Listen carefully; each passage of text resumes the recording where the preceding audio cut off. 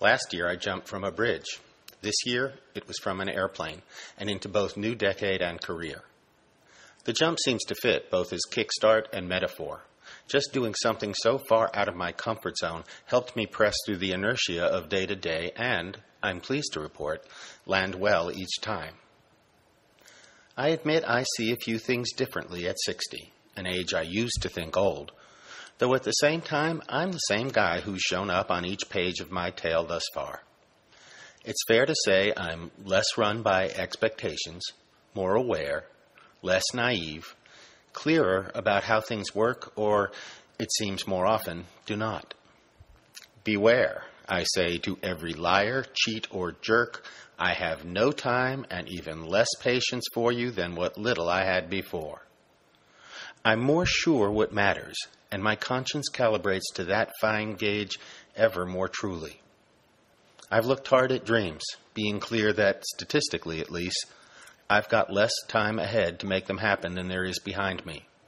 I've learned something, I guess, about making dreams come true, and that bit about what matters is key. If something doesn't take you where you want to go, quit doing it. And yes, love trumps everything. I wish government rolled that way. A dysfunctional political system becomes ever more so, unable to miss diving deeper into dysfunction. We watch a wreck in motion, rapt as it makes its way toward what seems a likely denouement, perhaps just beyond our vision. Heartbreaks pile on each other as the New Deal social fabric unravels, the sale of the government to the uber-rich nears completion, and we approach the full-scale triumph of a privileged belief which sees self-interest as the sole, not just one, value of government purpose. We've lost more than a few dreams in this transaction. I suspect we'll never know the full cost. I can tell of a dream come true. A year ago, give or take, I realized it was time to move on. I'd had the same career all my adult life. The saw that the law's a jealous mistress, I knew to be true. I had to go cold turkey. There could be no other way. Something completely new was required. I could readily see myself at a nonprofit. How was less apparent. A wise man suggested I also have Plan B. Exploring while desperate rarely works. And thus prepared, I attempted to sketch out the position I sought. Here's what I came up with. To use well the gifts I'd been blessed with. For mission and passion to align so that enthusiasm regenerates.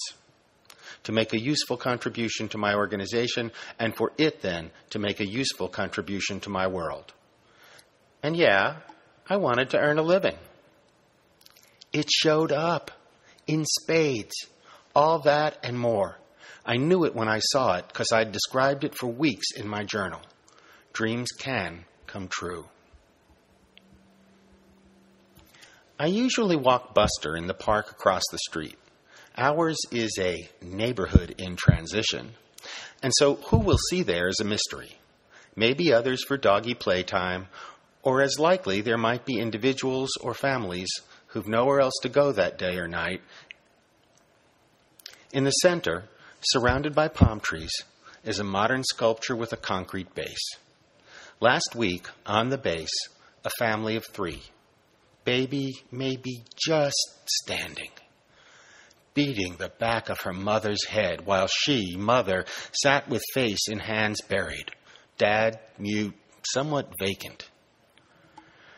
On our next walk there, papers strewn everywhere as if one had consigned the pages of a notebook to wherever the wind took them. The papers, it turns out, were schoolwork. I wondered if they had belonged to the mother, if she'd quit on a dream after I'd seen her that day. Was hers the lost American dream we hear about? Maybe, but I think that lives at a very different address. Being 60, many of my perspectives came of age in a generation who truly believed we'd create a more just, balanced, and peaceful world.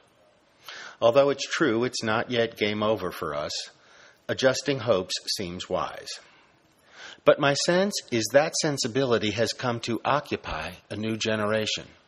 The pun's intended.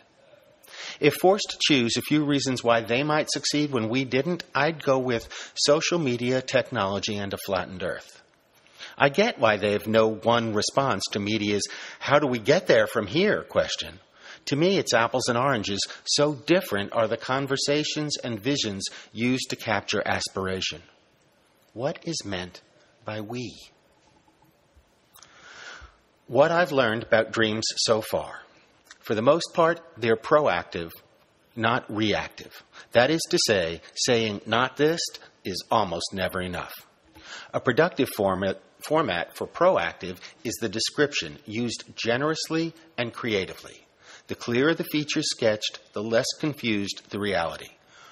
What's it like can be a more useful question than what is it?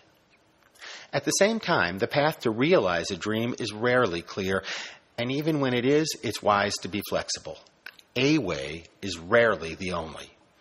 Dreams demand grit and resolve. There's a reason they're called dreams, and both of those readily benefit from encouragement. It has helped, it seems, to have made some of my dreams come true by giving thanks as if they're already real. That said, thanks in and of itself won't fly. Steady action's needed to seal the deal. Dreams are kind of like the flu, highly contagious. Somebody going after something gives those who hear of it permission to act on their own. But likewise, the numbing news of another's quitting will chill a personal climate for change. It's clear that's contagious too. And there's nothing will kill off a budding dream faster than fear. Bottom line, dreams are the stuff of living. Dreams are aspirations. Dreams are how we can see there from here. Dreams are life giving birth to tomorrow. As we dream, we be.